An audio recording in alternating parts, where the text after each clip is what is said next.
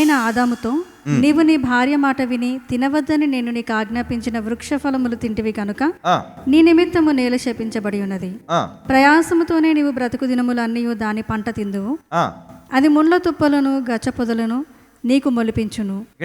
పొలములోని పంట తిందువు, అది ముళ్ళ తుప్పలను గచ్చ పొదలను నీకు మొలిపించును.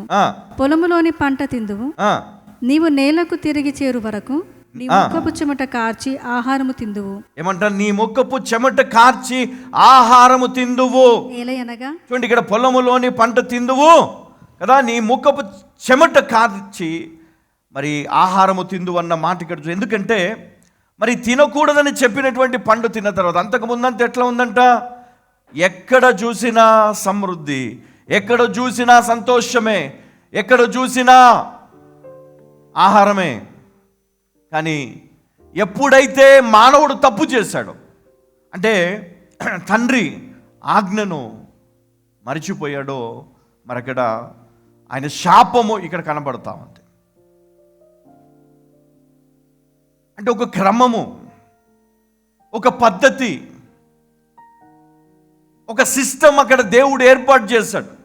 ఇది ఇలానే ఉంటుంది, ఇది ఇలాగే వెళ్ళాలి, దీన్ని మీరు పాటించాలి, అప్పుడే మీ జీవితంలో మరణం ఉండదు, లేకపోతే మరణిస్తారు అని ఇక్కడ మరి దేవుడు చెప్పడం జరిగింది. అయినప్పటికీ మరి ఆ మాటను పక్కన పెట్టడం ఇక్కడ మనం చూస్తూ ఉన్నాం. అందుకోసమే మరి ఇక్కడ మనం చూస్తే మరి ఈ మాటలు ఇక్కడ రాయబడి ఉన్నాయి. ఏమని? నువ్వు కష్టపడి మరి దున్ని ఏం చేయాలంట? పొలములోని పంటను తింటావు. నువ్వు కష్టపడితేనే, చెమట గారితేనే కదా ఆహారమును, అంటే నువ్వు కష్టపడి నీ చేతులతో పండించి నువ్వు ఆహారమే తింటావు. నువ్వు చిన్న ఉదాహరణ, పక్షులు అవి విత్తవు, కోయవు, కానీ వాటికి సమృద్ధి, వాటిని పోషిస్తున్నాడు దేవుడు కదా. నిన్ను కూడా పోషిస్తాడమ్మా, నిన్ను కూడా బ్రతికిస్తాడు, నిన్ను కూడా కాపాడుతాడు, నిన్ను కూడా కాపాడుతాడు. కానీ నువ్వు చేసిన పొరపాటే అది నీకు మోసమైపోయింది కదా. నువ్వు చేసిన పొరపాటు, నువ్వు వేసిన అడుగు, నువ్వు తీసుకున్న నిర్ణయం, నువ్వు చేసిన నిర్లక్ష్యం, అది చాలా గొప్ప ఖరీదు. అందుకే ప్రతి ఒక్క నరుడు కూడా ఒక దినము వస్తుందంట, ఆ దినమున నువ్వు మరణించాల్సిందే. ఈ లోకములో బ్రతికినంత కాలం ఆయన కృప లేకుండా నువ్వు బ్రతకలేవు. దేవుని కృప కావాలి. ఏ నరుడైతే ఆయన కృపను పొందుతాడో, ఏ నరుడైతే ఆయన దయను పొందుతాడో, ఈ లోకములో బ్రతికినంత కాలము ఏ కొదువ ఉండదండి, ఏ కొదువ ఉండదు. ఆకలితో చావరు, వారికి సమృద్ధిని ఇస్తాడు దేవుడు. హల్లెలూయా. వారు బ్రతికినంత కాలము దేవుడు వారికి సమృద్ధిని ఇస్తాడు కదా. మనం పరిశుద్ధ గ్రంథంలో మనం చూసాం, కాకులతో ఆహారం పంపించడం, మన్నా కురిపించడం. వారు దేవుని దయనొందిన వారు, దేవుని కృపనొందిన వారు. వారి జీవిత ప్రయాణంలో శ్రమలు వస్తాయి, బాధలు వస్తాయి, కష్టాలు వస్తాయి. వారికి అడుగడుగున శత్రువు వారిని నాశనము చేయాలని చూస్తూ ఉన్నాడు. శత్రువు వారికి ఆహారం దొరకకుండా చేస్తున్నాడు. శత్రువు వారు తినే ఆహారంలో కూడా, తాగే నీటిలో కూడా విషాన్ని కలుపుతూ ఉన్నాడు. అందుకే ఎంతోమంది మరణిస్తూ ఉన్నారు. ఎంతోమంది మరి భయంకరమైనటువంటి రోగముల బారిన పడతా ఉన్నారు. ఎలా వస్తున్నాయి రోగాలు? ఆ నీరు కలుషితం అయిపోయింది,